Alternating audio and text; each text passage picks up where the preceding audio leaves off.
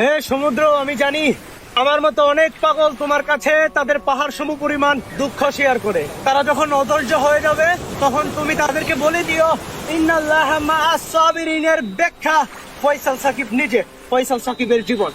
কারণ ফয়সাল সাকিবকে আল্লাহ এমন এক নিয়ামত দান করেছিল, এমন এক সম্পদ দান করেছিল, সেই সম্পদকে আঁকড়ে ধরে বেঁচে থাকার জন্য ফয়সাল সাকিব তার কেরিয়ার কোরবানি করেছে। এমনকি সেই সম্পদ আঁকড়ে ধরে বেঁচে থাকার জন্য ফয়সাল সাকিব তার নিজের জীবন কুরবানি করতে প্রস্তুত ছিল। আয় হায়, ফয়সাল সাকিব এমন এক জিনিস কুরবানি করেছে যে জিনিস জন্তু জানোয়ার হিংস্র হায়নারাও কুরবানি করতে পারে না। পৃথিবীর সবচেয়ে পাষাণ হৃদয়ের মানুষও কুরবানি করতে চায় না, সেই কুরবানি ফয়সাল সাকিব দিয়েছে। অথচ ফয়সাল সাকিব এখনো তার রবের অনুগ্রহ প্রাপ্ত হচ্ছে। ফয়সাল সাকিবকে একটা সিগারেট স্পর্শ করতে হয় নাই, ফয়সাল সাকিব কোন নেশার জগতে যাইতে হয় নাই, কারণ ফয়সাল সাকিবের রব তাকে শিখিয়ে দিয়েছে ইন্নাল্লাহা মাআস সাবিরিন, সবরকারীদের সঙ্গে স্বয়ং আল্লাহ আছে।